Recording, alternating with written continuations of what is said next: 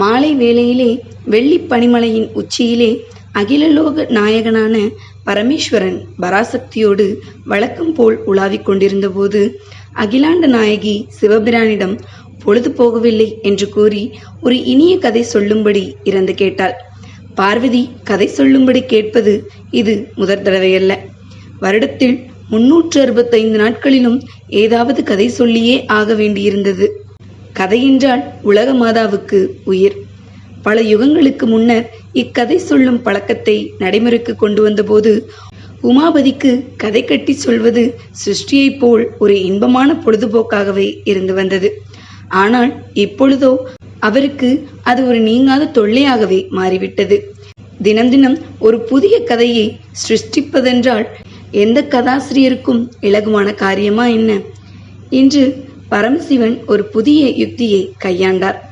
ஒவ்வொரு நாளும் நான் தான் கதை சொல்கிறேனே, இன்று வேறு விதமாக நேரத்தை போக்கலாம் வா என்று சிவபிரான் கூற, மீனாட்சியும் இரட்டிப்பு சந்தோஷம் அடைந்தவளாய் அவ்வாறே ஆகட்டும் என்று குதூகலத்துடன் புறப்பட்டாள்.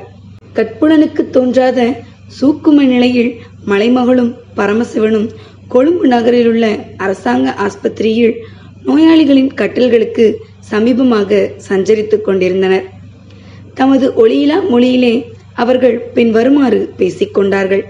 ஐயோ பாவம், இந்த மனுஷனுக்கு என்ன நோயோ என்றாள் உலகம்மை.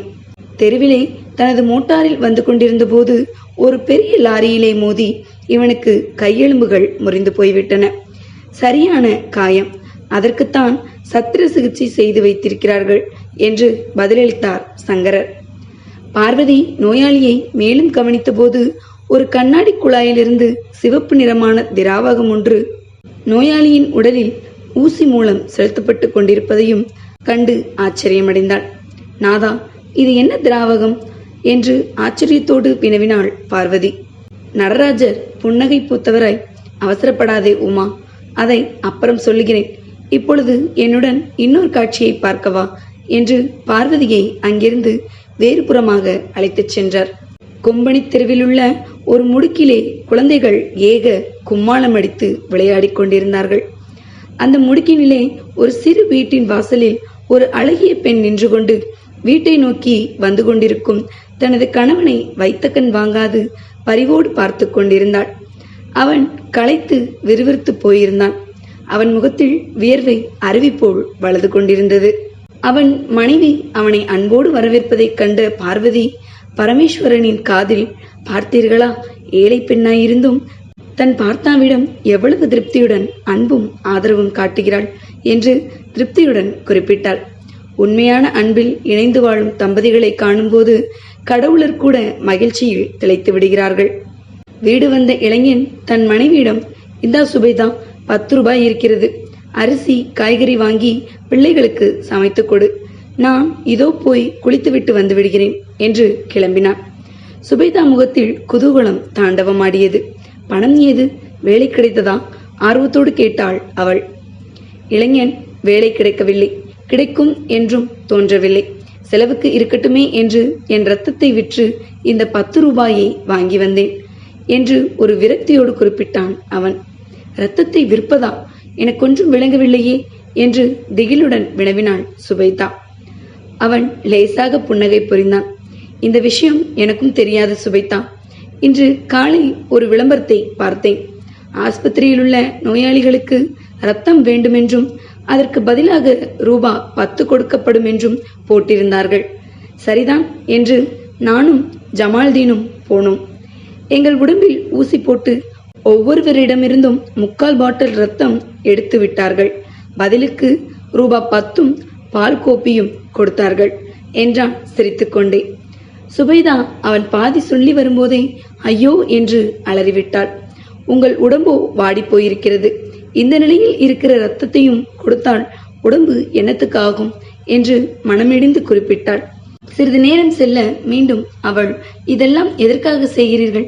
எனக்காகவும் பிள்ளைகளுக்காகவும் தானே என்று சொல்லி அவனது மெலிந்த தோளை கட்டிக்கொண்டாள். அவன் கண்களில் இருந்து கண்ணீர் துளிகள் அவனது தோளில் விழுந்து நெஞ்சிலும் பட்டன. அழாதே சுபைதா, எப்பவுமே இப்படி இருக்காது, அல்லாஹ் அருள் புரிவார் என்று கூறி அவளது கண்களை துடைத்து விட்டான் அவன். ஆனால் அதே நேரத்தில் தனது கண்களில் கண்ணீர் துளிர்ப்பதை அவனால் தடுத்து நிறுத்த முடியவில்லை.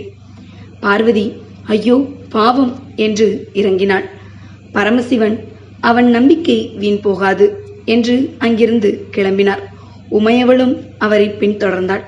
மீண்டும் ஆஸ்பத்திரி காட்சி.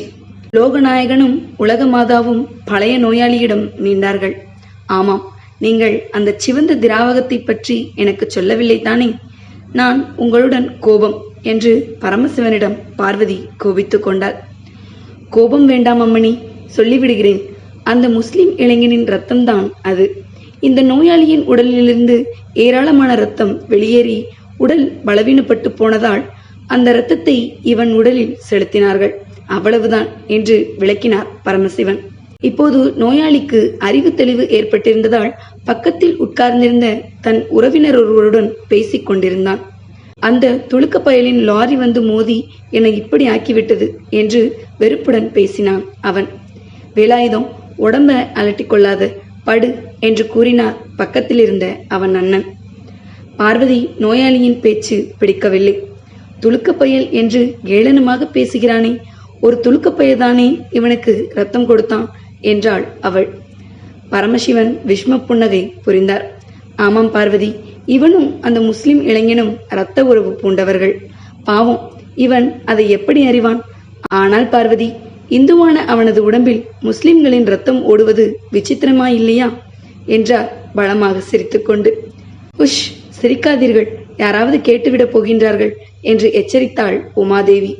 சிரிப்பின் உற்சாகத்தில் சங்கரர் தம்மை மறந்து ஒளியை உண்டாக்கி விடுவாரோ என்று லோகமாதாவுக்கு உள்ளூர பயம்.